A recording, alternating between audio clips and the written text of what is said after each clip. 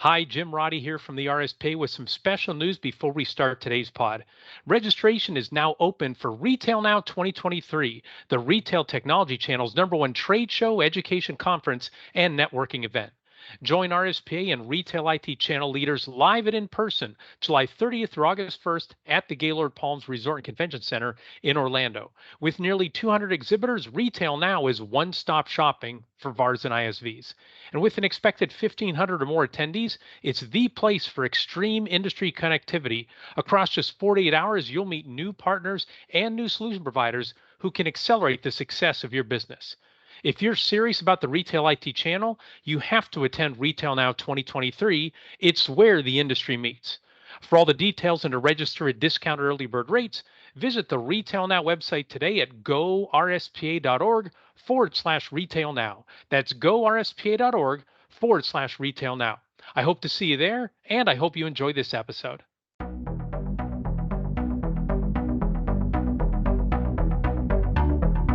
Welcome to another episode of the Trusted Advisor podcast and video series powered by the Retail Solutions Providers Association. Our goal on the pod is to accelerate the success of today's and tomorrow's leaders in the retail IT industry. I'm Jim Roddy, back with you again. Thank you so much for joining us. We have a very special episode for you today. Now, the RSPA recently published its 2023 Retail IT Channel KPI study. This is the 7th year of the report, and we've invited 2 veteran channel executives to help us dig deep into the numbers and tell you what it all means for VARs, ISVs, vendors, and distributors. Now, before we get to our guests, if you want your own copy of the 2023 RSPA Retail IT Channel KPI study, you can just go to our website, www.gorspa.org, and either click on RSPA blog where you'll see it there, or you can just use a search for 2023 KPI study. And one other note before we get to our guests, if you're watching on YouTube, I apologize for my hair. I moved to Raleigh, North Carolina less than a year ago. Apparently, it's easier to get a heart surgeon in Raleigh than it is to get a reliable barber to cut your hair. People are going to be watching this and being like, was this recorded during the pandemic? I don't get it. Why would he let his hair go that bad? But hopefully that'll be the least important thing that we talk about today. And I do have an appointment scheduled for 24 hours from now. So, all right, our first guest, Hunter Allen. He's well known as the former board chair of the RSPA. Just over 25 years ago, Hunter founded Cervion Systems, a VAR headquartered in New York with locations in Pennsylvania, Florida, and Arizona. Cervion has led the way for VARs transitioning to the as-a-service business model. Also, Hunter is a member of the board of managers for payment processor CoCard and a managing member of ISV EdgeServe POS Solutions. He's a past trusted advisor guest when he helped us analyze our 2021 and 2022 KPI studies. Hunter, glad to have you back, and congrats on the RSPA podcast guest trifecta. Thanks very much, Jim. Do I get a jacket? Yes, you do. You will get a jacket. It'll be showing up shortly, and it's royal blue, just like the RSPA. So one more thing, Hunter. So Hunter is also the secretary of the RSPA Scholarship Fund, and later in the program, I'll give him a chance to promote a special limited edition commemorative coin that the scholarship board has created to celebrate the RSPA's 75th anniversary. So again, Hunter hasn't had to prepare for that. He knows it all by heart. Our special guest is Dean Reverman, the Vice President of Marketing for value-added distributor BlueStar. Dean joined BlueStar in 2011 after 12 years working for a Kentucky-based VAR. Dean's a member of the RSPA Marketing Committee and co-host of the award-winning Tech Connect podcast, which is nearing 150 episodes. Dean, welcome to the RSPA podcast. Well, thank you, Jim. Thanks for having me. Looking forward to our conversation. Yeah, it's a pleasure. And I'll get some tips from you after we record this whole thing about all the stuff that goes on behind the scenes, because you have a perspective I'd like to pick your brain. So there you go. Fair enough. Wonderful. Well, so we asked Dean and Hunter to help us analyze the KPI study because of their broader perspective of the channel, right? As you've heard, Hunter's a VAR who also works closely with an ISV and a payment processor, and they both have very active reseller channels. And BlueStar, being a distributor, they work with hundreds of VARs and ISVs. And so Dean has a front row seat to all the changes in the solution provider community. And Dean and Hunter were the first RSPA members to receive text of the 2023 study, so they've had some time to digest it. So, all right, this is where we all get to surprise each other. So, and I want to keep the first part of our conversation as open-ended as we can get. So the KPI study is once again over 7,000 words long, plus tons of digits in there. And so Hunter, from all that data, what was the number one thing that jumped out to you from the report? Jim, I think it overall, as you highlighted, it's a very healthy report for 2022 for our industry. Some of my business mentors always taught me that when there is, market disruption is when there is market opportunity. And so as we saw the things that occurred in the industry related to COVID, it's pretty clear to me that a bunch of our industry members were able to execute well and take advantage of the opportunities that it presented, and continue to do well. Great. Can you hone a little bit, like, what do you see as the major disruptors that we've had? I mean, the pandemic is one. Was that the only one that you saw, or were there other disruptors that you saw spin out of that? Well, I think that the primary one was the underlying issue was pandemic, but I think that the way that it impacted the industry sort of differed on what vertical that you were in. So you had some people that were in hospitality verticals that in major metropolitan markets saw their entire customer base in essence close down and go to zero sales overnight, and for some for a significant period of time. Whereas you saw some that had some greater focus on grocery, see grocery go through the roof and achieve volumes that they had never seen before. And so you also saw some of the shift from things like dine in to to go and take out and delivery, that there's underlying technology that fuels those new business models. And so from my perspective, as we look back over the last 2 years, I think the pandemic is the instigator of it all, but I think it's very interesting that it created opportunity in different ways in different segments of the market for us. Yeah, and my wife and I were just having this conversation yesterday that 700,000 people have reported that long COVID has pulled them out of the workforce. And so we had this labor shortage right to begin with, and it just seems to keep getting compounded and compounded. And Dean, I want to get your take on what Hunter said, but before I do, for those who haven't seen this study yet, some of the opportunity that that resellers and ISVs seized, some of the data we have from the report that say half of VARs achieved double-digit sales growth in 2022. The hybrids that we have, they're both ISVs and VARs. They had their second consecutive best sales year ever out of the 7 years we've done the report. VARs had healthy profits, and then those hybrids, 85% of them posted double-digit profit margins. So that's what Hunter's referring to when he says, how healthy it is and the opportunity that came from that disruption. Dean, what's your take on what Hunter said about the disruption leads to opportunity?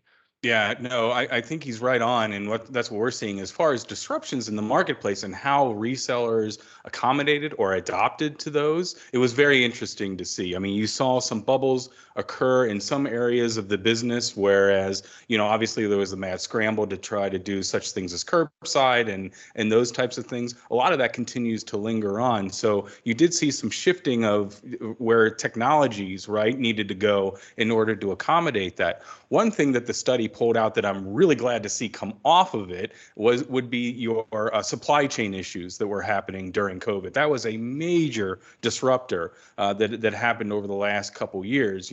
Just your ability to get hardware or certain technology solutions. And really, I think we're in a much better spot today and mitigated a lot of that. So that disruption's behind us. And now, I think resellers, ISVs can be a lot more forward thinking and not backward thinking like, well, okay, all those deals that I had and all the pent up demand, is that really there or is it not? I think those are all coming to pass now. And so now that we're over that hurdle, we can kind of move forward as a channel. Yeah, the question that Dean's referring to is the final, like we get all sorts of data and stats, but we have a very open-ended question that says just talk about challenges, opportunities, and threats. And I can't say, maybe I don't know if it's like a human study experiment or maybe it's just for our channel. Very few people race to talk about opportunities. 9 out of 10, it's talking about the threats and the challenges. Maybe it's just the world that we live in. But, in the 2021 report, every answer was COVID, COVID, COVID, COVID. The 2022 report, supply chain, supply chain, supply chain. This year's report, and we'll talk about that a little bit, did not talk about those. Only one person mentioned something about the supply chain, and it was more, that's in the rear view mirror. So, Yeah. and so Hunter, if you can, before I ask Dean about his number one takeaway, do you see that as well, that the supply chain for you, again, in all the different hats that you wear, that it's more in the rear view mirror? Not that maybe it's not back to normal, but it's not the spot that it used to be. Do you see it the same way that Dean just related to? Absolutely. I think that we have seen in our businesses that, supply chain was was a blocker. There was a real hurdle to being able to complete installations, deployments, and things like that because product was just not available. I think we've moved to a degree where sometimes you may substitute alternate products, or you may have adjusted purchasing so that you're carrying more inventory for certain things, but it does not block our business today as much as it has previously. And it turned out to be an opportunity for vendors, right? Because those who had product, they got to meet a lot of new partners because folks were looking for anything and everything. They weren't as choosy. So, all right. And so I think, go ahead. I'm sorry. You have a data point that I thought was very interesting that I wonder how much it's related to supply chain, talking about the business that's associated with existing versus new customers. And I was surprised to see the volume that was associated with existing customers. And I almost wonder if that was pent up opportunities that were finally able to be realized as the supply chain eased, in the earlier part of last year. That's a really good point. I noticed that as well, Hunter. What was the statistic there? Jim, do you have it pulled up? Because it was fascinating to look at. That part of it. I will find it in 1 second. Okay. That's where I do a quick view of it. So in terms of, the question that we ask is, see if I can get the right question here. In 2022, approximately what % of your sales were generated from existing customers versus net new customer acquisition? And so we said just over a quarter of respondents, 27.2% reported that less than half the revenue was generated by existing customers in 2022. That was down from about 37% in 2021, and then just over 40% of respondents said 80% or more from their revenue comes from existing customers, a 13-point jump from the prior year. Yeah. So so there's some movement there, right? It's down on for generated from existing customers, which is really interesting. But 40% of the respondents said 80% of their revenue is from existing customers, which was a 13-point jump from last year, as I'm reading it in the overall take. So, it's. I don't know. I think part of the commentary there as well, though, is the necessity for resellers to keep in mind that net new business sometimes obviously doesn't come from your existing customer base. A lot of times it's easy to kind of lean on those customers and feel very comfortable about those that you have. But the reality is, you got to go out, you got to continue to find net new customers. And serendipitously, you might find them in unique areas. And I think we saw that kind of to Hunter's original point, when you saw, hospitality resellers maybe getting into retail or getting back a house into what's happening back a house. They really kind of had to expand their tech offering a little bit to accommodate the lack of revenue that they were getting due to it, but also the demands of their customers, what their customers were asking them. Sometimes it was net new customers asking them to do net new things. Fabulous. One of the interesting things just about some of the data modeling is that as there's a shift of revenue to recurring revenue models, you naturally see those existing customer revenues increase as a percentage, and it becomes harder to add net new, maintain your pace of growth on a percentage basis as that existing base continues to grow. And so, I think that it's an interesting thought when you think about growing your business and you're on a recurring revenue model. Some of the ones that Dean, referenced right there, finding new customers, further penetrating existing customers, penetrating new geographic markets, new verticals. It's an interesting dynamic about how you maintain growth. Mm-hmm. Amen. Well said. Hunter, you start us off on a good foot talking about disruption and opportunity. Dean, talk about the number one thing from this year's study that caught your attention. Well, so I'm going to pick up right there where we were just leaving off on that part of the conversation, and the fact that, as a service model is not taking over the world on the reseller side as fast as maybe some of us might thought, which I thought was interesting. Now, it's clear in the data that the ISVs and the hybrids, they got it down, right? So if you look at those, the data is saying that for ISVs and hybrids, what is the percentage of those that are mostly or completely moved their business over to a SaaS model? Well, it was, let's see, mostly 60, which is 60% or greater, to completely is 93% for ISVs and hybrids. So they clearly have the whole as a service model down. Resellers, however, VARs, comparatively are only at 46% this year in aggregate. So the resellers, and it kind of looked like, Jim, it was kind of plateauing a little bit, right? And we're kind of noticing that in the marketplace as well through our hybrid SaaS and things of that nature, that there seems to be a bit of a plateauing or a much slower growth on the reseller side as it relates to as a service. So we find that to be very interesting as well, right? There's the one argument that says, well, you just got to convert your business over there if you're looking to sell your business, or whatever the metrics of why you would want to do it might be. We really thought that a lot more people would be in a position to have their businesses more as a service. Certainly when you think about when resellers keep adding tech stacks, or they're asked to do more things in the marketplace, rather than just be a one-trick pony of a POS software or a POS solution provider, right? That's gone. They have to do more things, and usually more things means adding on as a service types of models. So I thought that was curious a little bit about how the data is showing that the resellers are kind of plateauing a little bit there. Yeah, and before I get Hunter's take, so every year we ask, break down your revenue, whether it's like the categories you talked about. Are you completely transitioned, so like 85 to 100% of your revenue? Are you mostly halfway, and all that? And early on in this study, the current year's chart and the predicted next year's chart were very much different.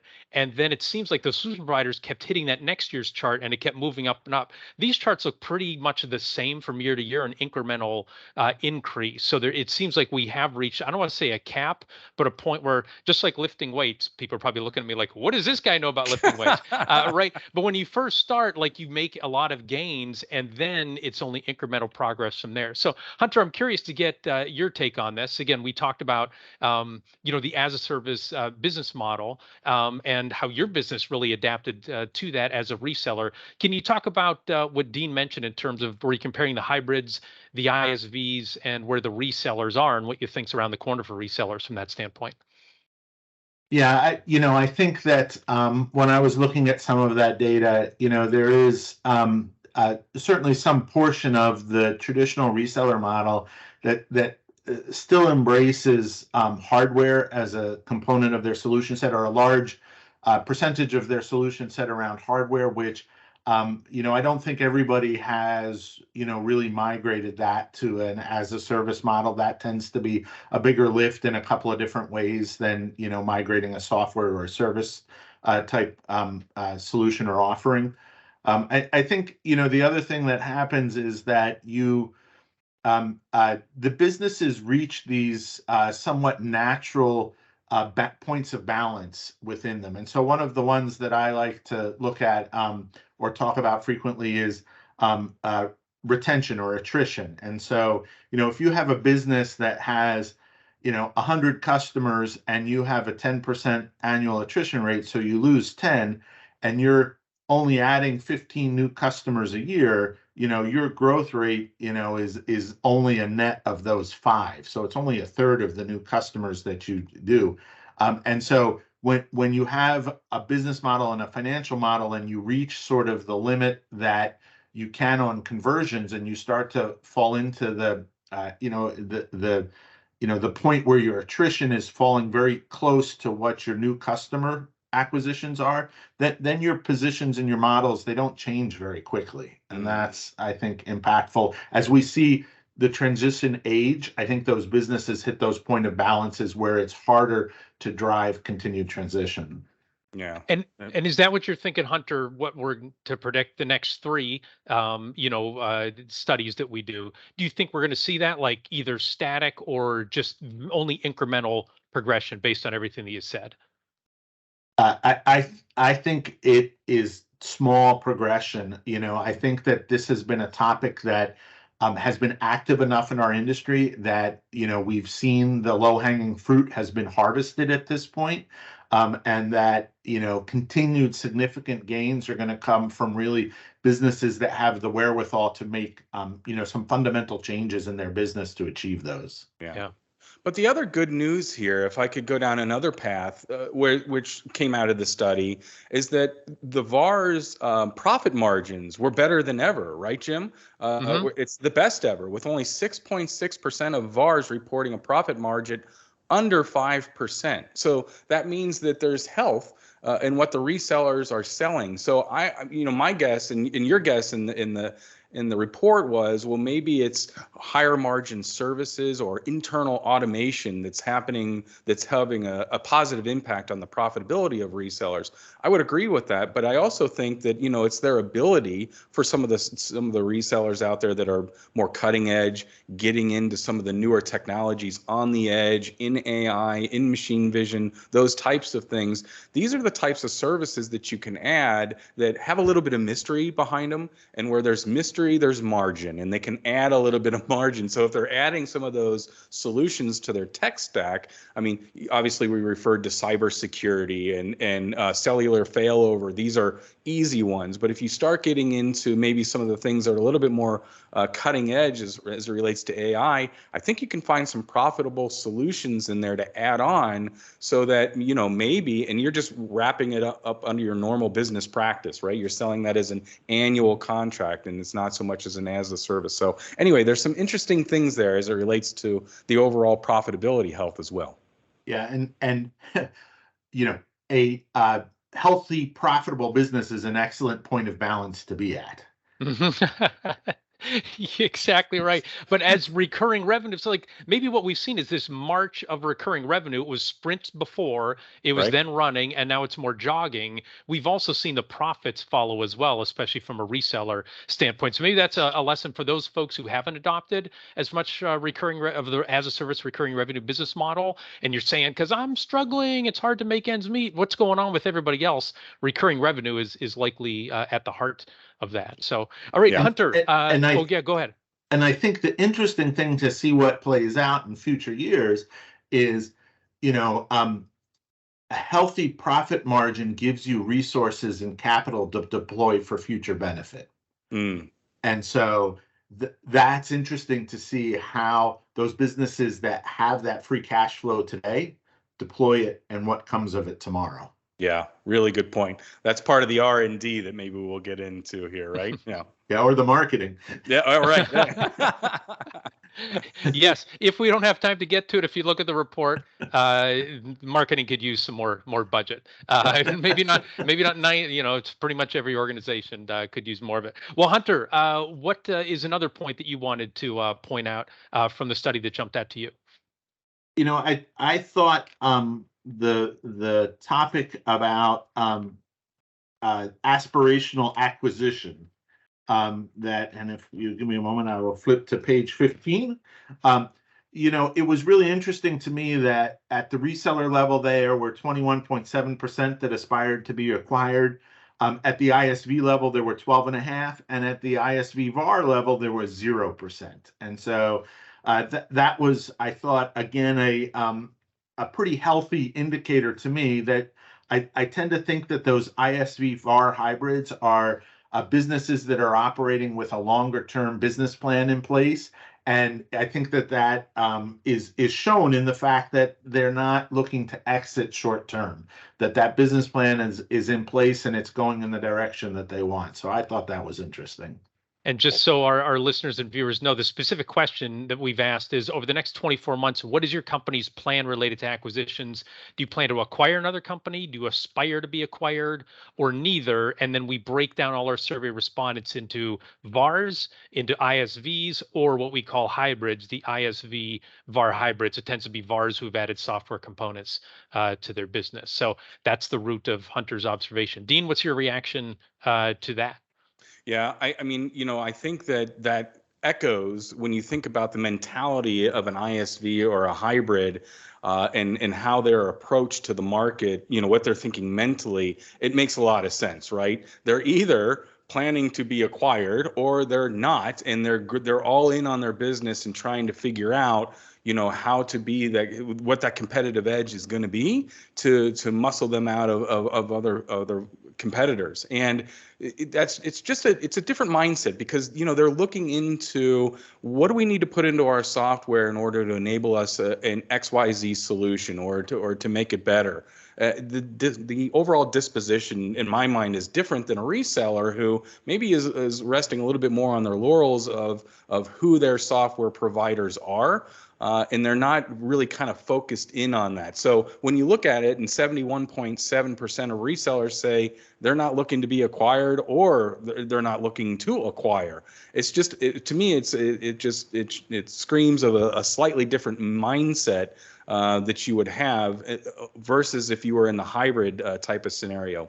It also it indicates to me that, if you're a hybrid or you're an ISV, and maybe some of the resellers need to start taking on kind of this mentality, is forward thinking, and what does it mean? What do my customers need, and how am I going to embrace that for the future, right? If I were to think of myself like, hey, if I was going to be sold, how would I make this business more profitable? What are the types of things that I would need to bring in order to make it look more attractive? What would my solution look like? How would it differ from today? Would I incorporate machine vision? Would I incorporate AI? Would I start playing on the edge and incorporate those types of solutions to make myself look more attractive? It's kind of a different mindset, is one take that I took from some of that analytics. Yeah, I see it as both mindset and then also just the general model. So you guys all know I grew up at Business Solutions Magazine, Yep. where half our magazine were folks in the data collection and point of sale industry. The other half were in we were just called the general computing industry. It was mass storage, security, data collection, things of that nature. They were more the MSPs, managed services providers. Yep. There were very few second generation managed services providers. A lot of those folks were building up their business. They'd sell it and then they'd go and start something new. They're almost these serial entrepreneurs. We're on the point of sales, what used to be called the point of sale side of the world. It was more second and third generation businesses there. And so that was probably more, I'm not looking to be acquired because I'm looking to hand this off to my kid. It was just a radically different mindset than we had. So Hunter, I'm curious your take on that, because I know you got to hang out at some BSM events, or there were a bunch of MSPs there as well. What is your take on, I guess if you can put a button on this from an acquisition standpoint, everything that what Dean and I have added to it? Well, I think you've summed it up pretty well. Many again, I think that it almost comes back to that concept of point of balances. That resellers, what Dean highlighted, resellers 71.7% neither looking to be acquired or to acquire. They're in this state where they're looking to come in each day and unlock the door and run the business, relatively as it is, which again, by the other metrics here, that is running well, generally speaking. Right. And so, that's certainly a very viable business plan. But the other data point in this question that I found very interesting was on the ISV VAR hybrid side, the plan to acquire was 50%.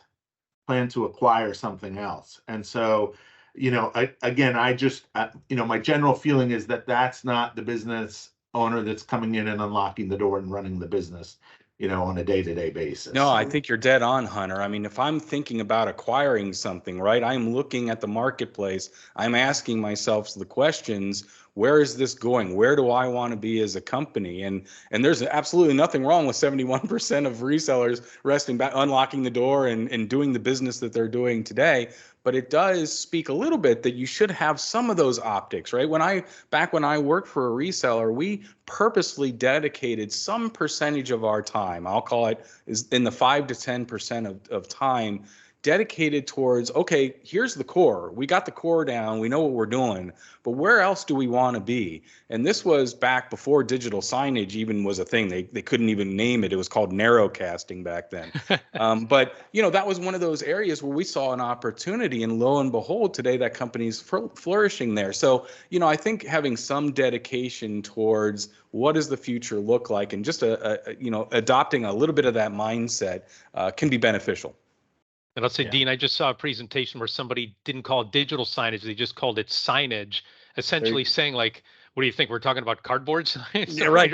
or like it's all digital anyway. Like, catch up, get up to speed. It's 2023. Everything's digital. So no doubt. All right. Before we take a break, Dean, you could get to share another important data point or learning. And then again, we're going to take a break, and then I'm going to share some things that jumped out to me. So Dean, what's another learning you want to share with our audience? All right. So I'm going to bypass the marketing one, although maybe we'll come back to that, because clearly, folks, we're not spending enough marketing, and that's obviously where I live. But I'm gonna call out the labor one, because labor might be the new, where supply chain got all the discussion over the last couple of years. Labor, finding qualified labor, it's a ubiquitous pain point. It doesn't matter where you are, what market you are. So the effectiveness of recruiting, I thought, was really interesting part of the report. 41% said employee and customer referrals were where they were getting their new employees. And that makes a lot of sense, right? I mean, we at BlueStar, we're going through the same thing, and we are really incentivizing employees and partners. If we can find good employees, we're leaning into that. I guess is the only way that I could describe that. And it's so, I would encourage, for those that are, resellers, I know it's hard finding able bodies out there to do things, lean into that. The fact that your employees can be great referrals. And the other one I would lean into that we're seeing a lot of success in is LinkedIn. It came up 4 or 5, I think, in the survey here. Mm-hmm. But I think that's one of those unexplored areas where we are seeing a tremendous amount of success, because you can be very targeted in what you're looking for and the type of person that you're looking for. So, I think that there's some green fields as far as recruiting and where you can go into there. I'll stop, but when we talk about that, when you talk about labor, as we're seeing in the marketplace, a lot of companies are asking, well, how can we replace labor with automation? Can robotics, physical robots take over it? Whether it's the robots that's flipping the cheeseburger or, the fry, or whether it's back of house doing picking orders and things of that nature. I mean, think automation is going to be one of those things, but there's other ways that you can automate your business processes and free up those that are currently working for you. So we're looking heavily into that, and I think resellers should look into that as well. So what are your folks' take on labor and that big 800-pound gorilla that's out there right now? Before Hunter goes, so the specific question is, what were your most effective new employee recruiting tactics in 2022? And we gave a choice of 14 tactics. Number one, like Dean said, was employee or customer referrals at 41.3%. National job boards were at 34.7%. Recruiters, headhunters, placement agencies were at 18.7%, and LinkedIn at 16%. Part of that said to me, it's not that LinkedIn is faltering for folks. It's a lot of folks just don't know how to use LinkedIn, or they're not on LinkedIn. Yeah, right? They need a little bit more education in that. So Hunter, before we take a commercial break, what's your take on, as we call it, VAR HR with some of the labor statistics that we shared? I thought the responses were pretty much spot on to what I was expecting. That customer referral is, in the worlds that I play in, by far the best and most opportune way to find employees. There's nothing like when you're trying to find an employee who understands what your customer's business is, to hire an employee from your customer. So that has worked well for us. I also, I want to, in that labor vein, I want to, tip my hat to the 38.2% of people who reported no employee turnover. Oh, I know, right? If you are one of those, please get in touch. I would love to buy you lunch, buy you a cup of coffee, buy you a lobster dinner if you can tell me what the secret to that is. That's for sure. And that's why I went down the path of enabling your current employees, right? You're dead on there, Hunter.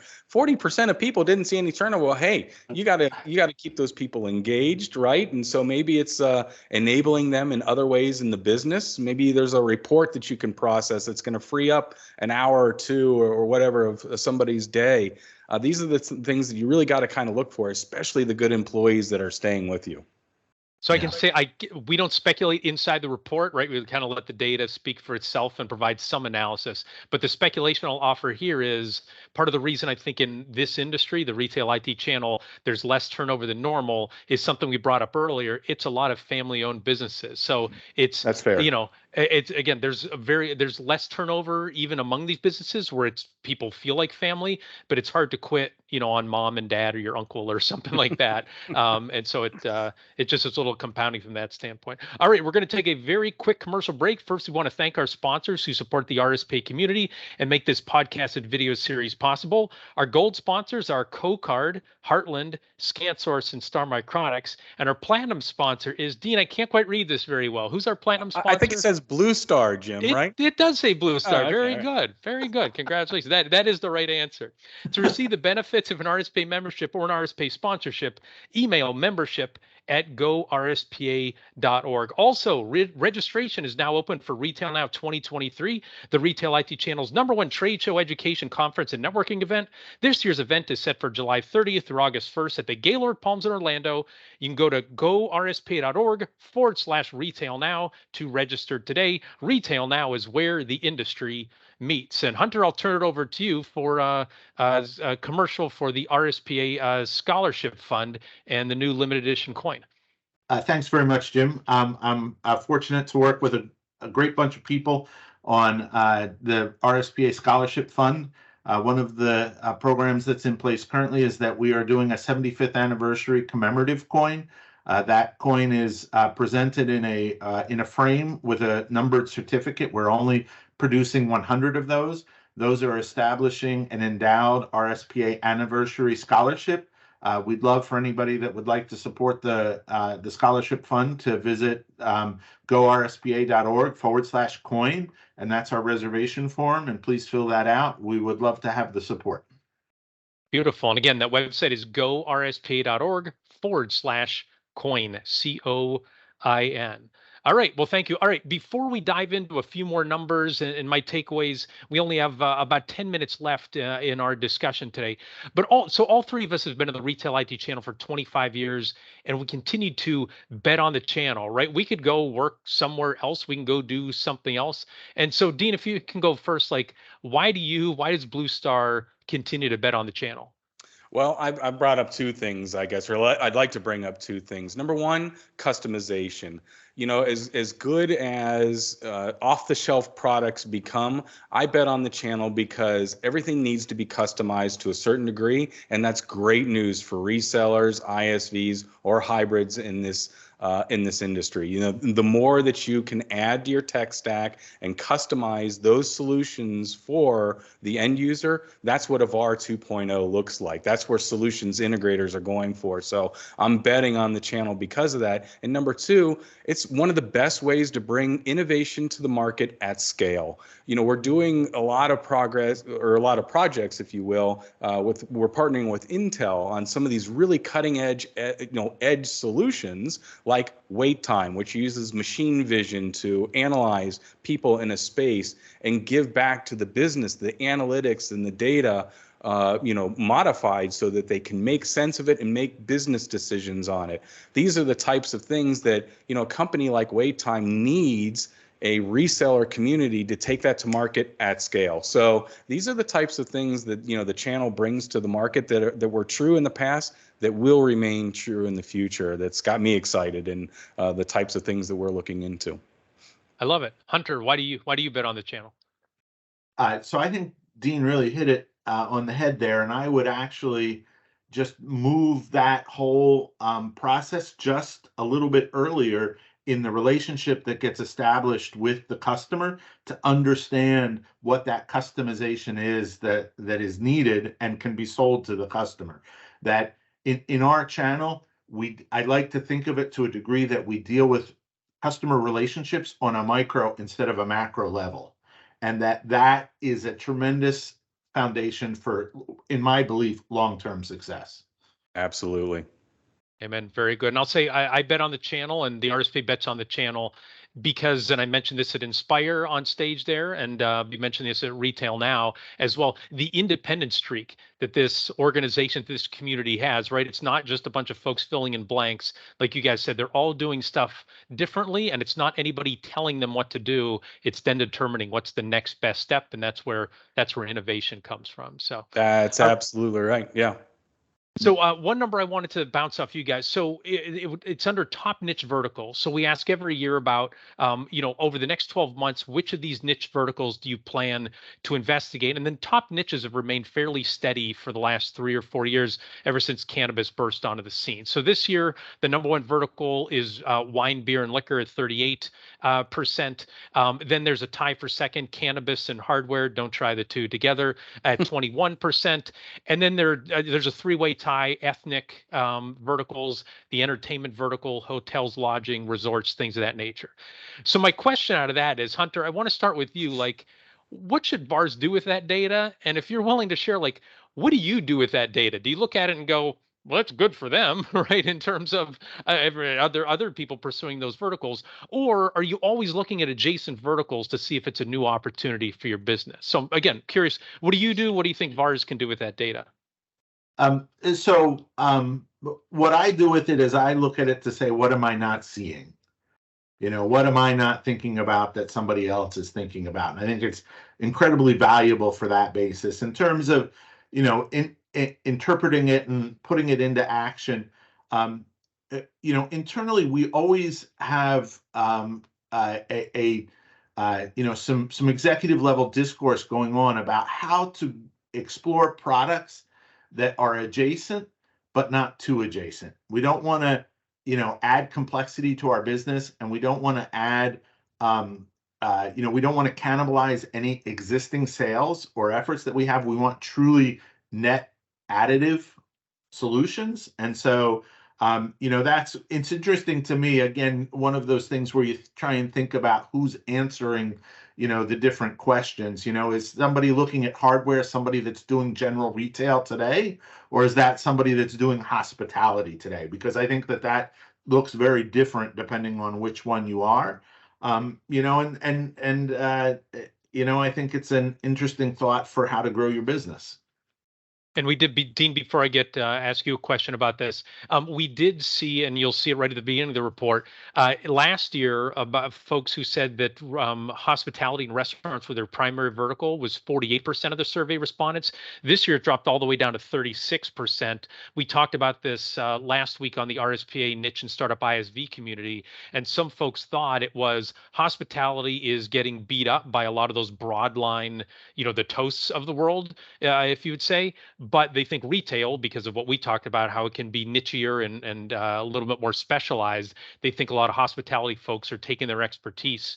Like LeBron James, he took his talents to South Beach. They're taking their talents and not just hospitality, but also expanding it into the retail space as well. So, Dean, I'm curious. Go ahead. I'm going to jump in on that because I think that ties right back to the customization that Dean was talking about before, is that, that's where you make some elbow room and you create some space that you can, create some margin and create some opportunity there. And so looking for, segments of verticals or segments of business that have needs that you can deliver customization to, is I think exactly in line with what you're saying, Jim. Yeah, you either move up to larger customers and more complex solutions, or you move over and attack a vertical that might need that specialization. So, Dean, talk vertical. So, you're on the front lines of this, as we said right at the outset. Do you see your partners eager to tackle the challenge of a new vertical market, or is it something more like, please get into a new market? What do you see from the folks that you work with? No, I think there is some openings, and that's part of what this data, you can look at this data to justify maybe some of your preconceived ideas. And I'm talking from the VAR perspective, right? If I was a reseller who's in traditional QSR or hospitality, maybe do I look to, if I'm looking to grow, why wouldn't I look at wine, beer, and liquor? I mean, it seems to be an area that's of tremendous growth. So I would take that as justification if that's something that I was looking to get into, of getting into those areas. It's also a cautionary tale, though, if you ask me. So, for example, cannabis is number 2 on this. To me, cannabis is still one of those cautionary tales where you're starting to hear a lot of the big companies coming in and starting to take over operations and the point of sale. So it's like, okay, is that going to be opportunity, or is that a bellwether for maybe, that if I do start getting in that, it's going to be gobbled up in the near future? Don't know. I mean, it's a question mark, right? But it's one of those things that I'm sure the resellers are asking themselves, and data like this can really kind of help benefit. Number 2, if you're looking to get into a new technology, let's take programmatic digital out of home, which is digital signage, in a retail space. And you're thinking to yourself, okay, well, I want to try to leverage that and see if I can, because it's not wildly outside of my core, right? Maybe I'm already doing digital menu boards today, and I want to tap into some of the digital media marketing that's happening. You could do that. Well, maybe here, to me, I would say, well, I'm going after wine, beer, and liquor, because obviously they've got dollars at play there, or they understand the value of technology and what it can bring. Ethnic grocery stores, another area. Now you're talking about a niche market that, from a marketing perspective, you could definitely see some dollars going into that. So, it can be a leading indicator for you if you're thinking about getting into some of these new technologies. Where might you take them? This is a great way of kind of doing that level set and saying, ooh, yeah, I mean, we're seeing some growth as an industry in these markets. Maybe that is a place to take it.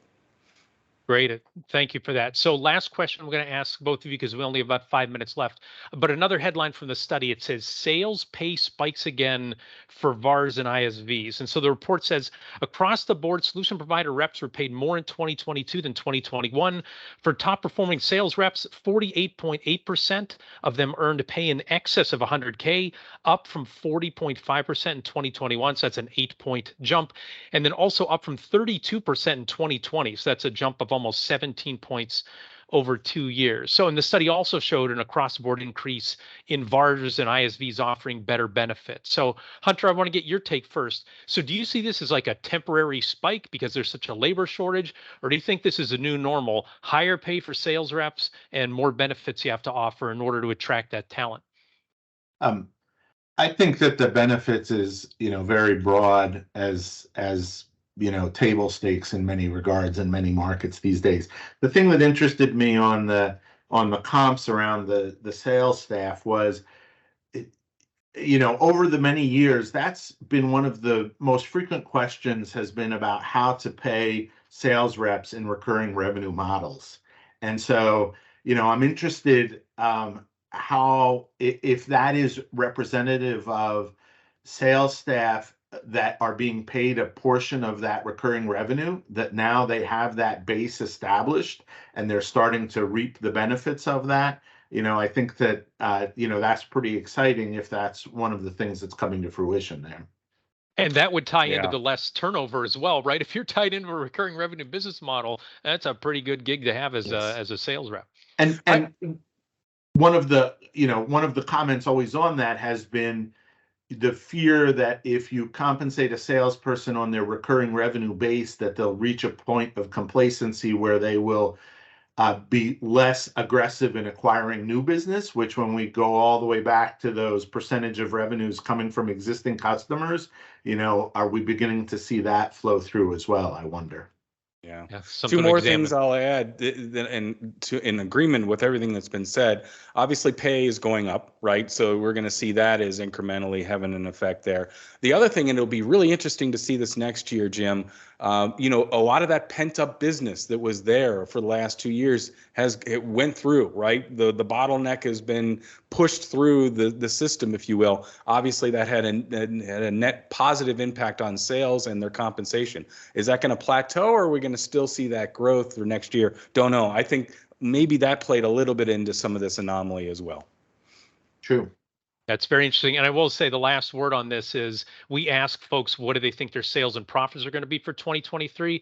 There was a lot of talk, I'd say 3, 4, 6 months ago.